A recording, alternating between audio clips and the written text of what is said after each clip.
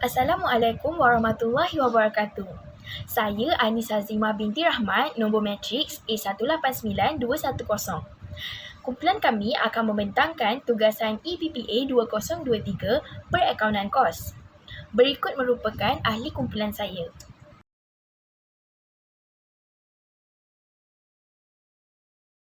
Paparan ini ialah profil syarikat bagi kumpulan kami iaitu Tudung Cantik Enterprise.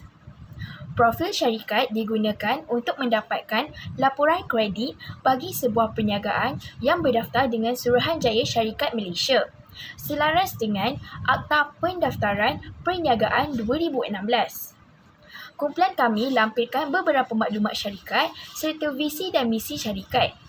Kumpulan kami yakin bahawa visi dan misi dapat dilaksanakan. Visi dan misi ini juga menjadi kayu ukur bagi syarikat kami untuk melihat sejauh manakah kumpulan kami dapat maju ke hadapan. Berikut ialah proses pengeluaran Tudung Cantik Enterprise. Langkah yang pertama ialah memilih fabrik yang ringan dan sesuai untuk pemakaian hijab. Fabrik yang biasa digunakan ialah kapas, chiffon, jersey dan sutera. Penentuan warna atau cetakan juga berlaku di sini. Langkah yang kedua, mengukur panjang dan lebar yang diinginkan. Kami juga menggunakan pita pengukur dan gunting fabrik untuk memotong. Langkah yang ketiga, melipat tepi kain bergantung pada ketebalan kain. Kemudian kami akan sematkan lipatan pada tempatnya dan jahit jahitan lurus di sepanjang tepi untuk menghasilkan labuh yang kemas.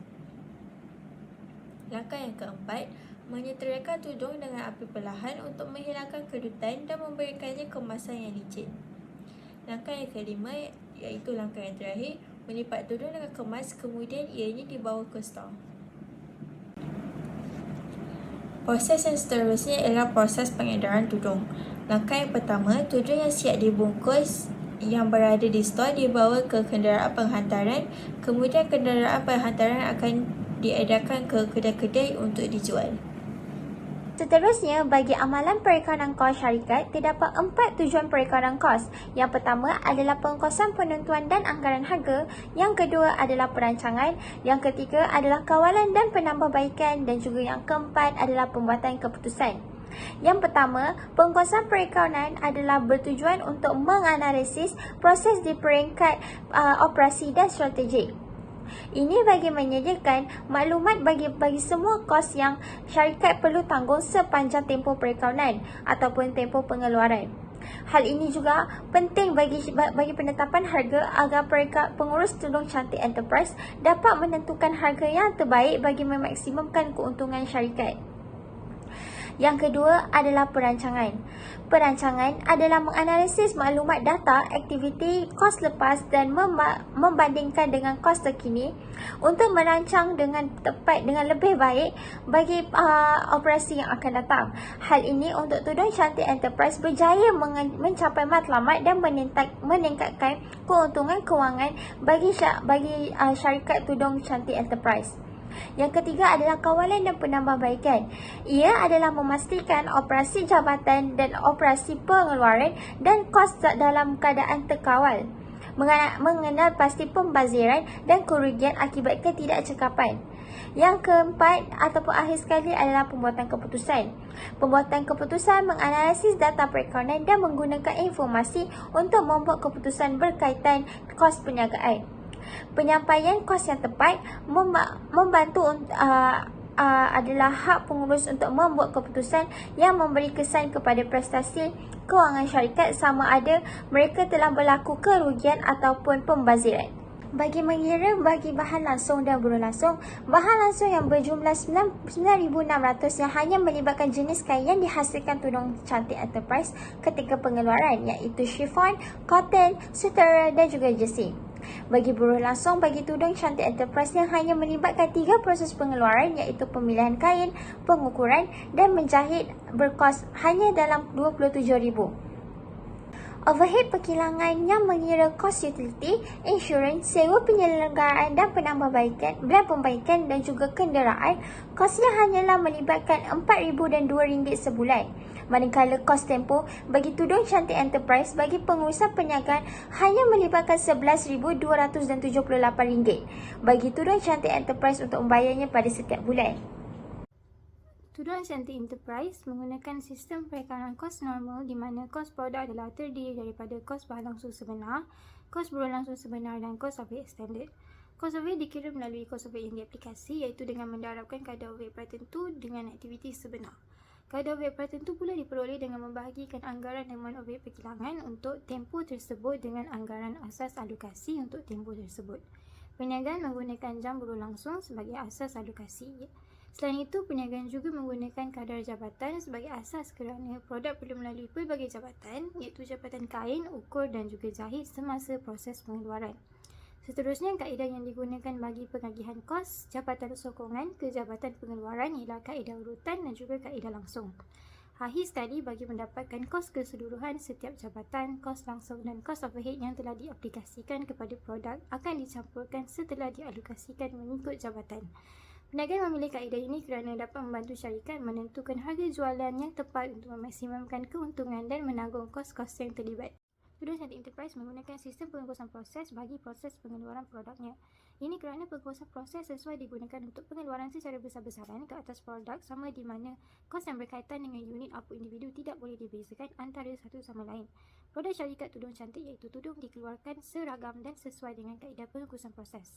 Melalui sistem pengurusan proses, kos akan terkumpul dalam tempoh masa yang tetap, diringkaskan dan kemudian diperuntukkan kepada semua unit yang dihasilkan dalam tempoh masa tersebut. Kos bagi setiap jabatan dikumpul dan dikira berdasarkan laporan setelah siap proses dalam jabatan pengeluaran pertama pada bulan pertama pengeluaran dan apa-apa bagi awal dan bagi akhir kerja dalam proses yang belum mencapai tahap penyiapan penuh dalam jabatan yang pertama akan dibawa ke jabatan seterusnya pada tempoh hadapan. Kos akan dipindahkan dari jabatan ke jabatan. Kos-kos perkilangan yang terlibat dalam setiap jabatan adalah kos bahan langsung, kos berlangsung dan kos overhead perkilangan. Sebagai contoh, bahan langsung utama jabatan ukuran adalah kain, gunting dan juga pembaris. Kos-kos bahan langsung yang telah dilibatkan dalam tempoh semasa direkodkan dalam laporan kos pengeluaran bagi jabatan seterusnya iaitu jabatan jahitan. Seterusnya, untuk mengira unit persamaan, perniagaan mengaplikasikan kaedah puratawajaran. Kaedah ini tidak membezakan kerja yang dilakukan dalam tempoh lepas dan tempoh semasa. Contohnya, bagi unit untuk diakaunkan, syarikat tidak mengambil kira tahap peratusan penyiapan tempoh lalu bagi unit siap dan dipindahkan dan unit persamaan adalah sama untuk bahan langsung dan kos penukaran. Bagi kos berlangsung dan overhead perkilangan, kos-kos tersebut dilibatkan secara sekata sepanjang proses pengeluaran. Berikut adalah laporan kos pengeluaran jabatan ukuran yang menggunakan asas kaedah puratawajaran. Setelah membuat pengiraan, perniagaan mendapati bahawa kos unit siap dan dipindahkan ialah sebanyak RM48,840. Kemudian kos kerja dalam proses akhir bagi bahan adalah RM3,430. Bagi pertukaran ialah sebanyak RM4,390. Akhir sekali, jumlah kos kerja dalam proses akhir yang mencampurkan kedua-dua bahan dan pertukaran adalah sebanyak RM7,820. Akan menerangkan bahagian kedua yang terakhir iaitu pengumpulan, pengklasifikasian dan peruntukan. Pertama sekali, antara dokumen utama dan sekunder yang digunakan dalam proses pengumpulan kos oleh Tudung Cantik Enterprise adalah invoice di mana ia digunakan oleh perniagaan dalam urusan jual beli secara kredit. Syarikat juga akan memperoleh invoice daripada pembekal apabila perniagaan membeli barangan secara kredit. Dokumen yang kedua adalah tiket masa kerja yang digunakan untuk merekod jam bekerja bagi buruh langsung dalam pembayaran upah buruh kilang. Dokumen yang ketiga pula adalah lembaran kos kerja di mana dokumen ini digunakan untuk mengumpul kos bagi satu kerja. Setelah kerja-kerja siap dilaksanakan, kos kerja ditentukan dengan menjumlahkan kesemua kos. Seterusnya, peruntukan kos overhead kepada pusat kos akan dilakukan dengan cara memperuntukkan kos overhead kepada jabatan perkhidmatan dan jabatan pengeluaran dahulu sebelum ia diserapkan kepada produk-produk perniagaan. Selain itu, perniagaan ini menggunakan pengekosan tradisional dengan mengambil kaedah langsung dalam pengagihan semula kos overhead syarikat. Penggunaan kaedah ini adalah lebih mudah dan menjimatkan masa kerana cara ini mengambil kira perkhidmatan yang diberikan oleh pusat kos perkhidmatan kepada kos pengeluaran. Model pengekosan tradisional adalah berdasarkan dua kumpulan kos iaitu kos langsung yang terdiri daripada kos bahan dan kos buruh serta kos overhead. Akhir sekali, proses penyerapan overhead kepada unit kos yang bermakna satu proses yang memperuntukkan kos overhead kepada setiap unit dengan menggunakan satu kadar yang telah dihitung kepada satu asas yang tertentu, di mana asas alokasi yang digunakan oleh Tuduh Cantik Enterprise adalah jam buruh langsung.